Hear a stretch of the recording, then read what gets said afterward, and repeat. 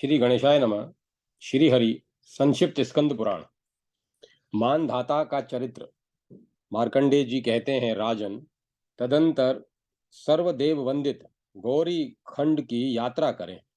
वहां स्नान करके मनुष्य सब तीर्थों का फल पाता है तथा उसमें तिल और जल से तर्पण करने पर पितरों को अक्षय तृप्ति प्राप्त होती है। गौरी खंडेश्वर नामक मणि में लिंग जल के मध्य भाग में स्थित है। मनुष्य उसका दर्शन नहीं कर पाते, वह देवताओं द्वारा पूजित होता है। वही कुमारेश्वर नामक शिवलिंग प्रतिष्ठित है। साथ ही भोग और मोक्ष प्रदान करने वाला मयूरेश्वर लिंग भी है, जिसके महात्म्य से मयूरगण स्वर्ग लोक को प्राप्त हुए हैं। उनके पूजन से त्रयग योनि की प्राप्ति नहीं होती। तत्पश्चात कर्मर्दा संगम में स्नान करने के लिए जाएं। युधिष्ठिर, उस तीर्थ में जिसने स्नान कर लिया वह फिर इस संसार में जन्म नहीं लेता। कर्मद्रा में स्नान करके कर्मर्देश्वर लिंग का पूजन करना चाहिए। वहां पितरों को तर्पण करने से मनुष्य स्वर्ग लोक को प्राप्त होता है। युधिष्ठिर बोले, मुने, राजाओं में श्रेष्ठ मानधाता तीनों लोकों में विख्यात हैं। मैं उन बुद्धिमान राजा का चरित्र सुनना चाहता हूँ। मार्कंडेय जी ने कहा, महाभाग, इक्ष्वाकु वंश में एक युवनाश्व नामक राजा हो गए हैं। वे राज ऋषि बहुत समय तक संतानहीन ही रहे। तब उन्होंने अपना राज्य मंत्रियों के अधीन करके वन में प्रवेश किया और शास्त्रोक्त विधि से अपने मन का संयम करके फल मूल का भक्षण करते हुए बड़ी भारी तपस्या की। एक दिन की बात है, वे राजा प्यास से व्याकुल हो गए। उनका गला सूखने लगा। तब वे पानी के लिए आश्रम के भीतर गए। रात्रि का समय था, सब लोग सो गए थे। अतः उनके मांगने पर भी किसी ने उनकी बात नहीं सुनी। किसी शक्तिशाली ऋषि ने उन्हीं राजा युनाश्व को पुत्र की प्राप्ति के लिए मंत्रों से अभिमंत्रित करके एक जल पूर्ण कलश स्थापित कर रखा था। प्यासे हुए राजा बड़े वेग से दौड़े और उसी जल को पीकर सो रहे। प्यास से व्याकुल राजा उस शीतल जल को पीकर बहुत सुखी हुए। तदंतर मुनियों को यह बात मालूम हुई। उन्होंने कुपित होकर पूछा, किसने कलश का जल पी लिया? युवराज ने कहा, महात्माओं, यह काम तो मैंने ही किया है। तब महर्षि भार्गव ने कहा, राजन, यह जल तुम्हारे पुत्र होने के उद्देश्य से तपस्या से संचित एवं अभिमंत्रित करके रखा गया था। इससे महाबलवान एवं तपोबल से युक्त सर्वधर्म परायण पुत्र का जन्म हो, इस संकल्प से मंत्र युक्त विधि के द्वारा इस जल का संस्कार किया गया था। यह तुम्हारे लिए पीने योग्य नहीं था। आज तुम्हारे द्वारा जो कार्य हुआ है वह अवश्य ही प्रारब्ध से प्रेरित है। महाराज, इस जल को पीने से तुम गर्भवान होगे। तदंतर 100 वर्षों के पश्चात राजा युनाश की बाई कुक्षी फाड़कर सूर्य के समान तेजस्वी पुत्र उत्पन्न हुआ। जो तो भी राजा की मृत्यु नहीं हुई। उस समय महातेजस्वी इंद्र उस बालक को देखने के लिए आए। देवता पूछने लगे, देवराज, यह किसका दूध पिएगा? इंद्र बोले, एष माम धाता, यह मुझे ही पान करेगा। ऐसा कहकर उन्होंने बालक के मुंह में अपनी तर्जनी उंगली डाल दी। बालक बड़े हर्ष के साथ उस उंगली का अमृत रस पीने लगा। तदंतर इंद्र ने उसका मानधाता यह सार्थक नाम रख दिया। इस प्रकार बालक मानधाता 16 वर्षों तक इंद्र की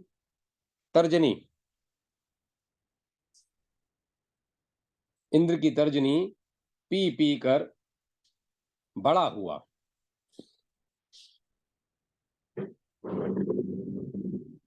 उसे आयुर्वेद आदि दिव्य शास्त्रों का ज्ञान केवल उनके चिंतन से हो गया। आज गव नामक धनुष, सींग के बाण और अभेद कवच ये तत्काल उसके उनके पास स्वतः उपस्थित हो गए। इंद्र ने समस्त देवताओं के साथ मानधाता का राज्यभिषेक किया। महाराज मानधाता ने धर्म से संपूर्ण लोकों को उसी प्रकार व्याप्त कर लिया जैसे भगवान विष्णु ने अपने 3 पगों से त्रिलोकी को नाप लिया था। उन महात्मा का शासन चक्र अप्रतिहत गति से चलता था। सैकड़ों राजा स्वयं उनकी सेवा में उपस्थित हुए। इस प्रकार उनका समूची पृथ्वी पर एक छत्र अधिकार था।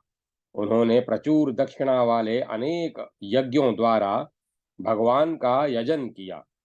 उन प्रसन्न चित्त परम बुद्धिमान और अमित तेजस्वी नरेश ने अतिथ्य अतिशय धर्म का अनुष्ठान करके इंद्र के आधे सिंहासन को प्राप्त किया था। उन्होंने धर्म पूर्वक पृथ्वी का पालन किया। उन महात्मा का राज्य 10 करोड़ वर्षों तक चलता रहा। एक समय 12 वर्षों तक वृष्टि नहीं हुई। उस समय मानधाता ने वज्रपाणी इंद्र के देखते देखते अपने राज्य की खेती को बढ़ाने के लिए बलपूर्वक वर्षा करवा ली। वहीं महाराज मानधाता का यह देव स्थान है।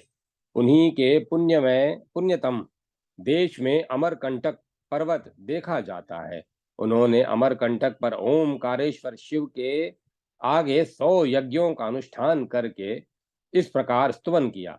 जगत की उत्पत्ति करने वाले परमेश्वर, आप ही काल गति के प्रवर्तक हैं। आप ही संसार स्वरूप और संसार का संहार करने वाले हैं। आपको नमस्कार है। ओम महादेव जी को नमस्कार है। भगवान शंभु और भव को नमस्कार है। 3 नेत्र और 3 मूर्ति धारण करने वाले तीनों लोकों के स्वामी आपको नमस्कार है। काल रहित, जरा रहित और मृत्यु रहित आपको बारंबार नमस्कार है। जो लोग प्रतिदिन आदि देव भगवान ओमकारेश्वर का ध्यान करते हैं, उनकी इस संसार समुद्र में पुनरावृत्ति नहीं होती। काल रूपधारी ओमकार स्वरूप उमानाथ महादेव जी ने यह स्तुति सुनकर राजा मानधाता से कहा, सुव्रत, तुम कोई वर मांगो। मानधाता ने कहा, देवेश्वर, वेदुर्य नाम से प्रसिद्ध यह शैल राज मानधाता नाम धारण करे और आपके प्रसाद से देव स्थान बन जाए। यहाँ जो मनुष्य दान तप पूजा तथा प्राण विसर्जित करे, वे शिव धाम के स्वामी हों।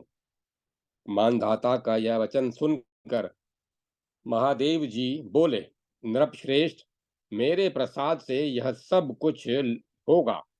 इस प्रकार वरदान पाकर महाराज मानधाता अपनी पुरी को लौट गए। युधिष्ठिर, यह सब मानधाता का उत्तम चरित्र तुम्हें बताया गया है।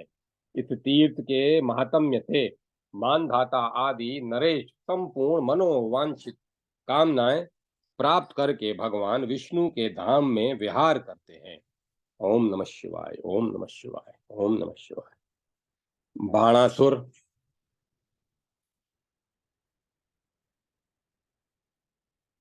बाणासुर के 3 पुरों का भगवान शंकर के द्वारा संहार, जला जलेश्वर नामक बाणलिंग की उत्पत्ति और बाणासुर को शिवलोक प्राप्ति। मार्कंडेय जी कहते हैं, सतयुग में बलि नाम से प्रसिद्ध एक श्रेष्ठ दैत्य हुए। उनके महापराक्रमी पुत्र का नाम बाणासुर था। वह अपनी सहस्त्र भुजाओं के कारण विख्यात था। उसने 1 सहस्त्र दिव्य वर्षों तक महादेव जी की आराधना की। इससे संतुष्ट होकर महादेव जी ने कहा, वत्स, तू कोई श्रेष्ठ वर मांग ले। बाणासुर बोला, प्रभु, मेरा नगर दिव्य एवं संपूर्ण देवताओं के लिए अजय हो। आपको छोड़कर दूसरे किसी देवता के लिए यहाँ प्रवेश पाना अत्यंत कठिन हो। ऐसा मेरा यह नगर मेरे स्थिर होने पर स्थिर रहे और मेरे चलने पर वह साथ साथ चले, सर्वथा मेरे मन के अनुकूल बना रहे। महादेव जी ने कहा, एवमस्तु।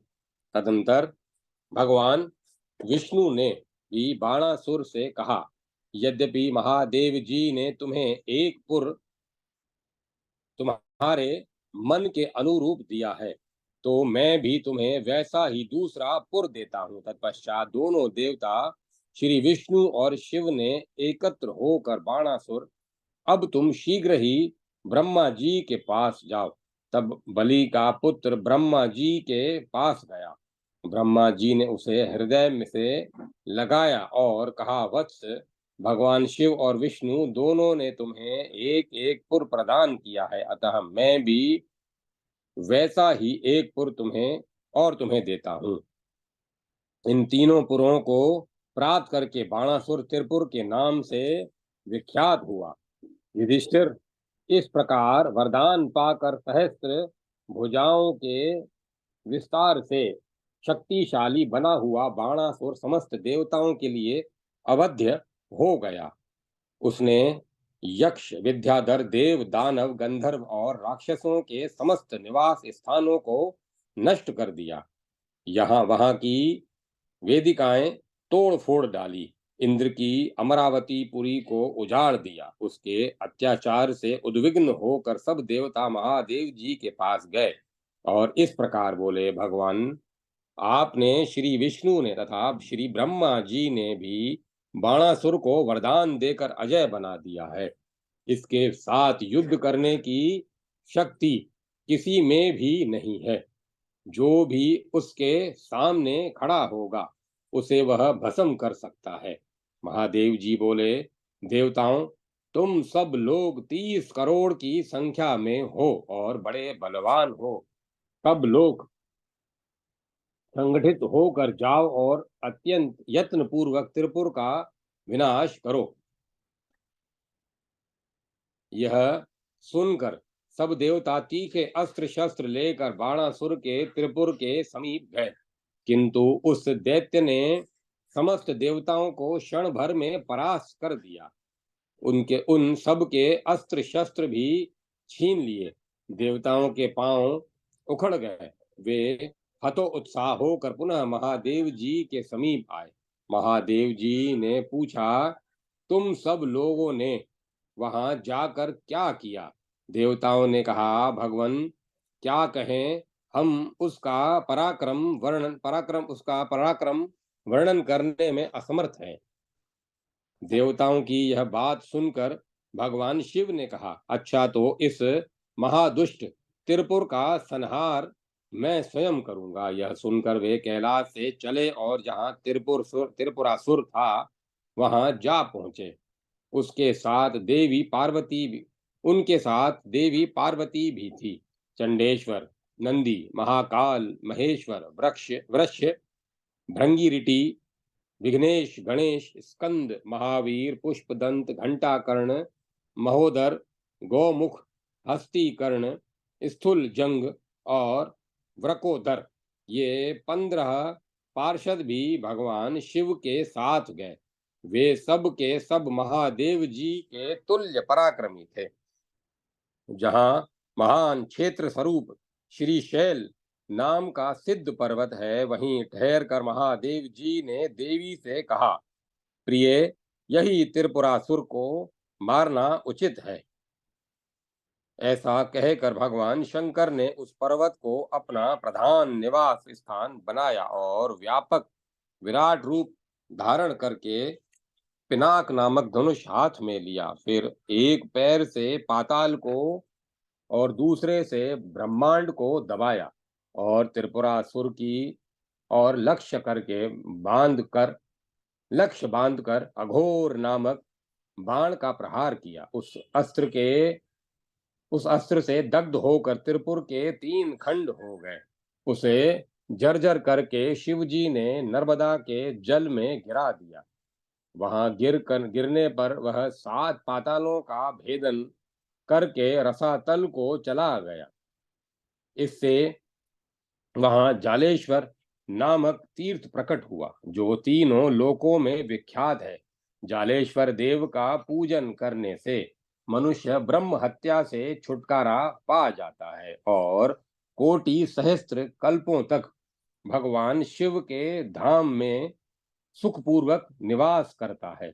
जो वहां स्नान करते हैं वे तो स्वर्ग में जाते हैं और और जो मृत्यु को प्राप्त होते हैं उनका पुनर्जन्म नहीं होता। युधिष्ठिर, वहां तिल और जल से तर्पण करने तथा पिंडदान देने से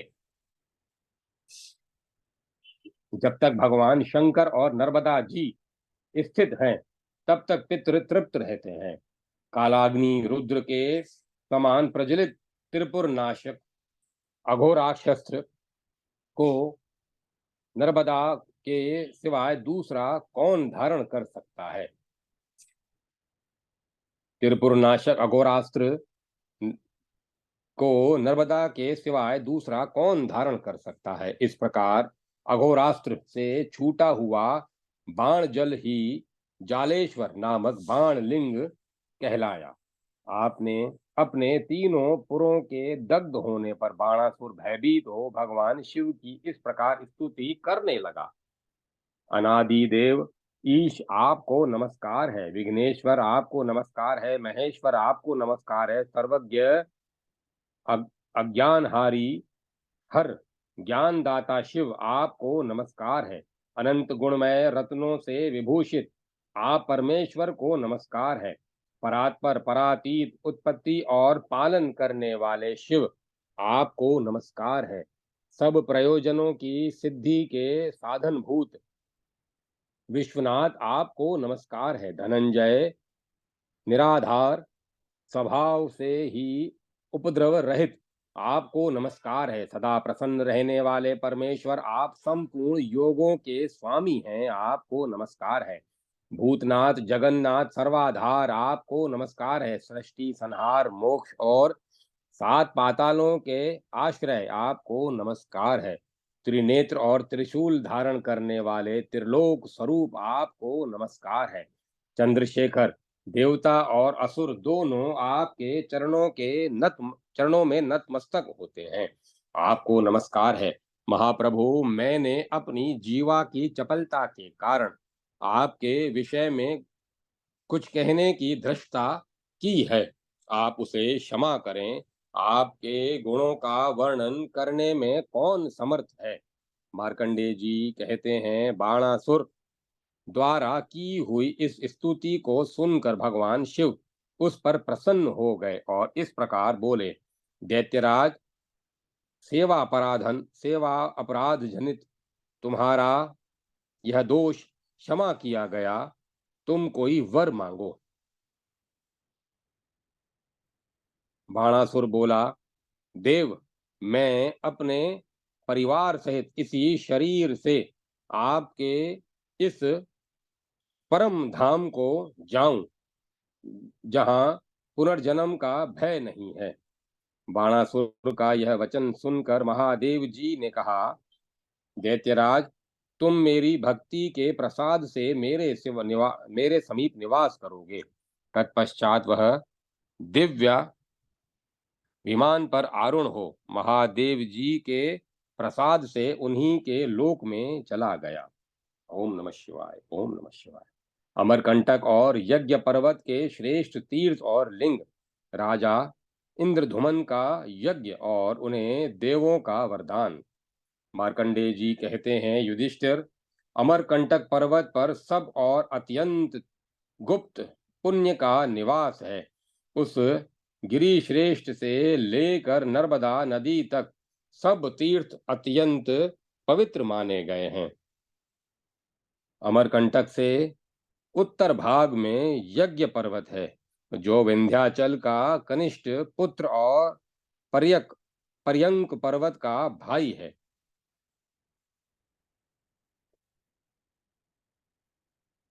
पूर्व काल में ब्रह्मा जी ने वहीं सोत्रामणि नामक यज्ञ किया था और इंद्र ने भी उसी पर्वत पर अश्वमेध यज्ञ का अनुष्ठान किया था। महर्षि दधीचि तथा अन्य देवताओं ने वहीं बड़े बड़े यज्ञों का अनुष्ठान किया है। उसी यज्ञ पर्वत से चतु नाम की एक महानदी निकली है, जो नर्मदा में जाकर मिली है। वह संगम विश्वविख्यात तीर्थ है। उसके तट पर पीले रंग के कुश पृथ्वी पर फैले हैं। उनसे श्राद्ध करने पर वे पितरों को मोक्ष देने वाले होते हैं। जहाँ चतु और नर्मदा का संगम है और जहाँ यज्ञ पर्वत हैं, उन दोनों के बीच की भूमि में जो श्राद्ध का अनुष्ठान करता है, उसके पितर पूर्ण तृप्त होते हैं। जो वहाँ स्नान और सिद्धेश्वर एवं चतुकेश चतुष्केश्वर लिंग की परिक्रमा करता है, उस मनुष्य की लोक में पुनः गणना नहीं होती, वह मुक्त हो जाता है। युधिष्ठिर, वहाँ महादेव जी संगम में स्थित हैं। मनुष्य उनका दर्शन नहीं कर पाते। देवता, असुर और नाग कन्याओं द्वारा उनका पूजन किया जाता है। सुपर्ण नाम से प्रसिद्ध एक जितेंद्रिय ब्रह्म ऋषि थे। उनकी पतिव्रता धर्म पत्नी का नाम पुरुहुता था। वे दोनों दंपति नैमिषारण्य में निवास करते थे। एक दिन पूर्व काल में ऋतु स्नानता होने पर पुरुहुता ने अपने पति को प्रसन्न करने करके कहा, महामुने, आज मेरे साथ सहवास कीजिए, जिससे मुझे संपूर्ण वंश को पवित्र करने वाला पुत्र प्राप्त हो। पुत्र के द्वारा मनुष्य पुण्य लोकों पर विजय पाता है। पुत्र से देवता और पितृ तृप्त होते हैं, अतः आप पुत्र उत्पन्न करें। ब्राह्मण ने कहा, प्रिय, आज अमावस्या है, इसमें मैथुन का निषेध किया गया है, अतः आज यह नहीं करना चाहिए। पितरों के लिए तो आज के दिन मैथुन विशेष रूप से वर्जित है। जो अमावस्या के दिन ऋतु काल में भी पत्नी संगम करता है, पितर उसका मांस भोजन करते हैं। उनके इस कथन से पत्नी को संतोष हो गया और दोनों शिवाराधन में तत्पर हो गए।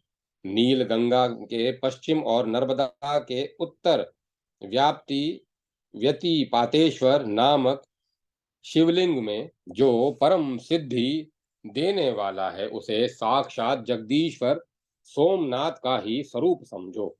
वहां सावित्री और सप्तऋषियों ने तपस्या की थी। नर्मदा के तट पर सावित्री कुंड एक विख्यात तीर्थ है।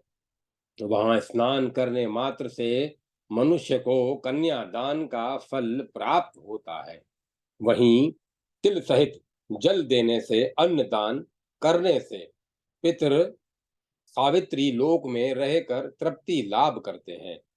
पातालेश्वर नाम से प्रसिद्ध देवताओं के स्वामी जगदीश्वर सोमनाथ का पूजन करके सब लोग शिवधाम को प्राप्त होते हैं।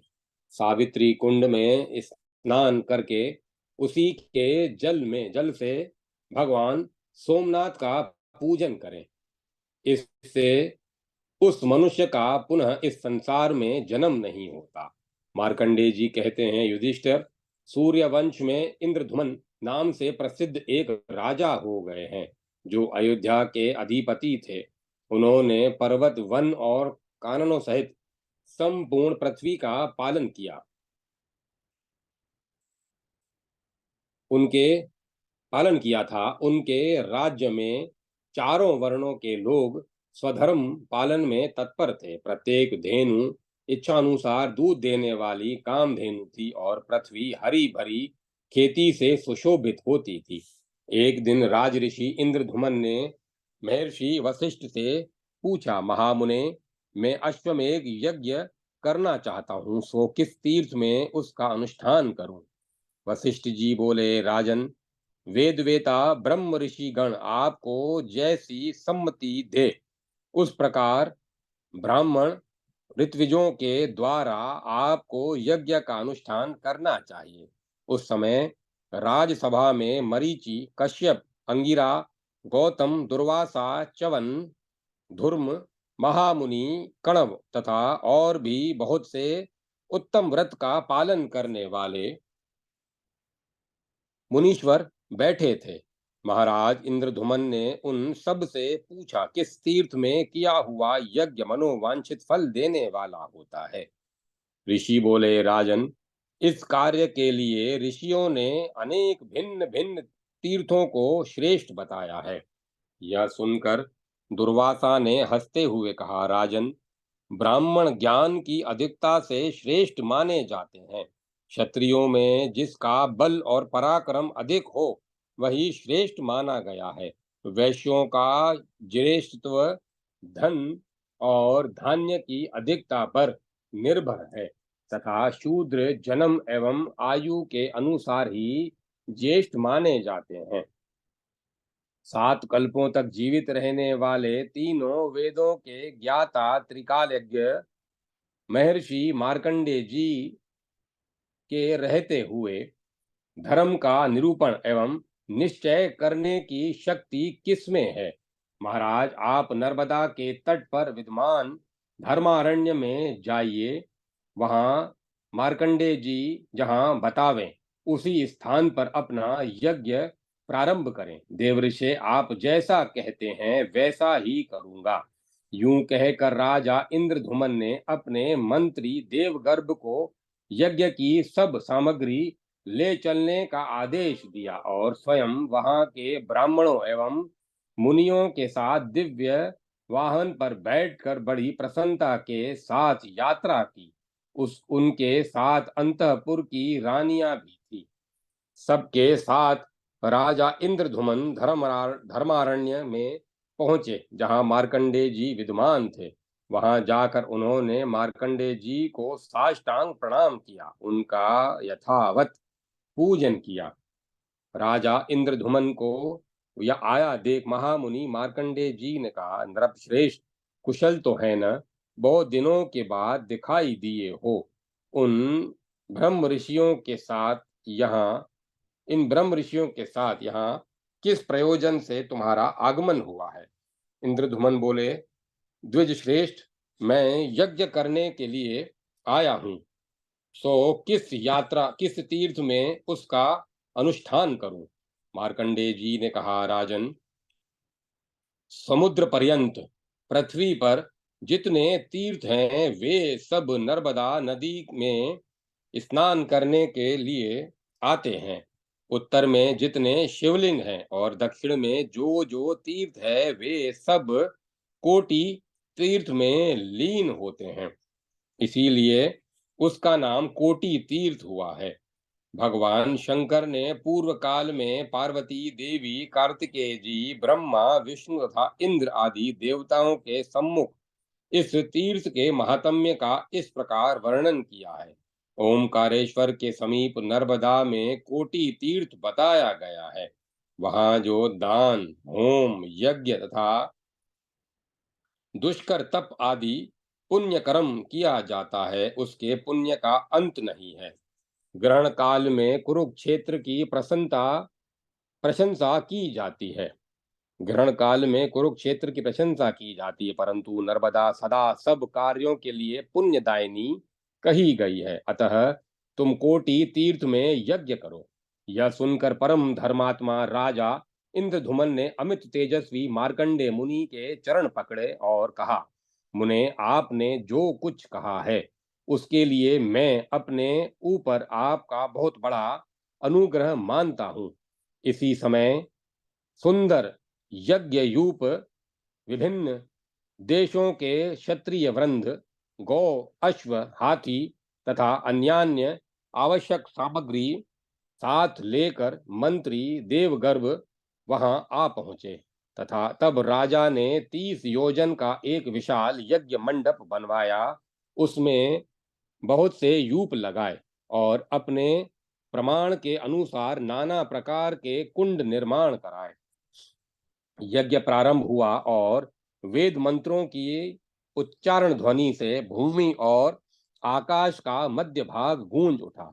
सूर्य के सदृश तेजस्वी अग्निदेव अपने धूम रहित स्वरूप से प्रज्वलित हो रहे थे। महाराज इंद्रधुमन ने उस यज्ञ में ब्रह्मा, विष्णु और शिव का भी आवाहन किया। उनके साथ संपूर्ण देवता भी पधारे। राजा के यज्ञ में घी और दूध की नदियां बहती थी। जहां दही और खीर की कीच जमी हुई थी उनके अनेक प्रकार के भक्ष्य भोज्य पदार्थ सदा सबके लिए प्रस्तुत रहते थे। देवता मुनि तथा 4 प्रकार के प्राणी समुदाय भली भांति तृप्त हुए। अंत में ब्राह्मणों को प्रचुर दक्षिणा दी गई। इस प्रकार वह यज्ञ संपूर्ण हुआ। तदंतर ध्रुव तथा ब्रह्मपुत्र महर्षियों को विदा करके ओमकारेश्वर के स्वरूप को जानकर राजा ने उनका पूजन किया। मणि माणिक्य आदि रत्नों से पहले ओमकार लिंग को विभूषित किया। फिर गंध नाना प्रकार के धूप कपूर अगर चंदन ध्वज छत्र वितान व्यजन और दिव्य चामरों से पूरा पूजा संपन्न करके इस प्रकार स्तुति की। जिस बिंदु युक्त ओमकार का योगी जन सदा ध्यान करते हैं तथा जो ओमकार स्वरूप काम और मोक्ष देने वाले हैं, उनको बार बार नमस्कार है। ब्रह्मा विष्णु तथा इंद्र को भी वर देने वाले सर्वदेव मैं शिव आपको नमस्कार है।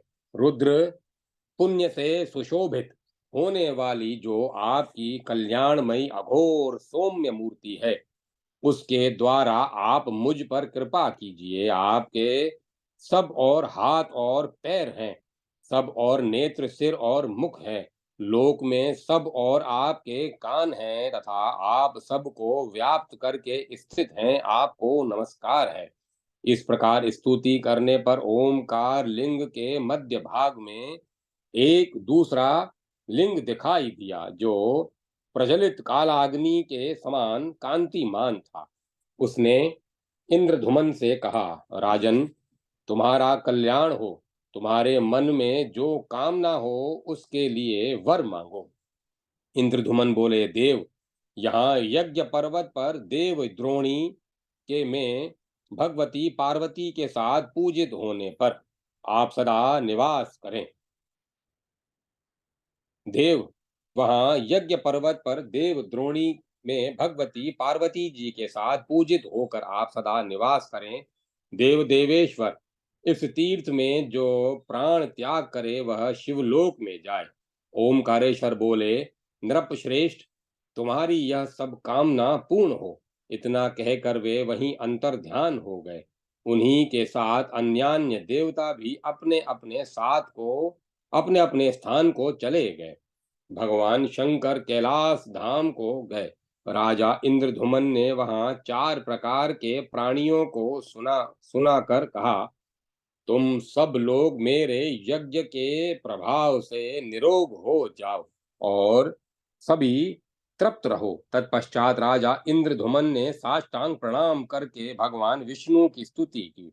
राजा ने कहा, मैं केशव, जल में शयन करने वाले माधव, लक्ष्मीपति विष्णु, सर्वव्यापी गोविंद, मधुसूदन, मधु दैत्य को मारने वाले पद्मनाभ, नाभि से कमल उत्पन्न करने वाले ऋषिकेश, इंद्रियों के स्वामी श्रीधर, त्रिविक्रम, 3 विशाल डग वाले विराट रूपधारी वामन, दामोदर, माता यशोदा के द्वारा रस्सी से कटी भाग में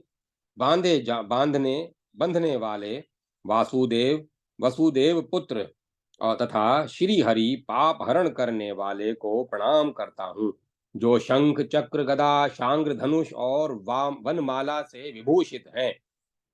संपूर्ण लोकों के रक्षक, जगत के स्वामी, लक्ष्मी जी के पति तथा सर्वज्ञों में श्रेष्ठ हैं, उन भगवान श्रीकांत, श्रीधर, श्रीश एवं श्रीनिवास को मैं नमस्कार करता हूँ। अच्युत, अनंत, यज्ञेश, यज्ञाधिप, आपको नमस्कार है। ऋक्, साम, अथर्व और यज्ञ यजुर्वेद स्वरूप आपको नमस्कार है। नरसिंह, मत्स्य, वराह और कुर्म रूप धारण करने वाले आपको नमस्कार है। पवित्र वाहन पर आरूढ़ होने वाले गरुड़ध्वज, आपको नमस्कार है। जो सहस्त्र मस्तकों वाले सकल निष्कल जानने योग्य पुरुष, अंतर्यामी, अध्यक्ष, साक्षी तथा सबके आदि कारण हैं, उन भगवान नारायण देव को मैं नमस्कार करता हूँ। दैत्यों का अंत करने वाले देवता श्री हरि को मैं प्रणाम करता हूँ। हिरण्य, पृथ्वी तथा यज्ञ को अपने गर्भ में धारण करने वाले, अमृत की उत्पत्ति के हेतुभूत श्री विष्णु को मैं नमस्कार करता हूँ। वासुदेव श्री गर्भ एवं ज्ञान गर्भ स्वरूप आपको नमस्कार है। प्रभो, आपने ही इस संपूर्ण चराचर जगत की सृष्टि की है। आप ही प्रत्येक युग में सृष्टि, पालन और संहार करने वाले हैं।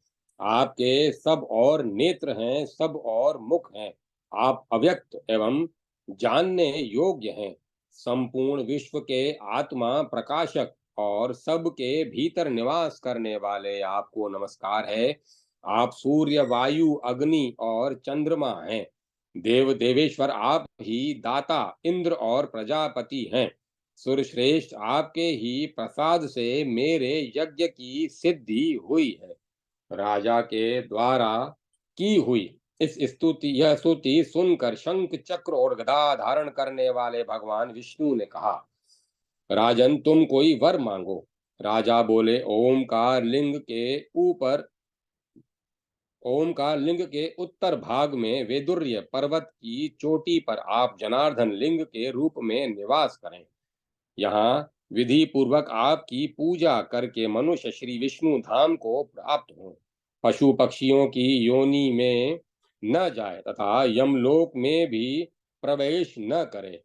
यहाँ प्राण त्याग करने पर मनुष्यों को आपके परम धाम की प्राप्ति हो, और इस तीर्थ में पितरों के निमित्त अन्न दान करने पर वे पितर आपके प्रसाद से विष्णु धाम को प्राप्त करें।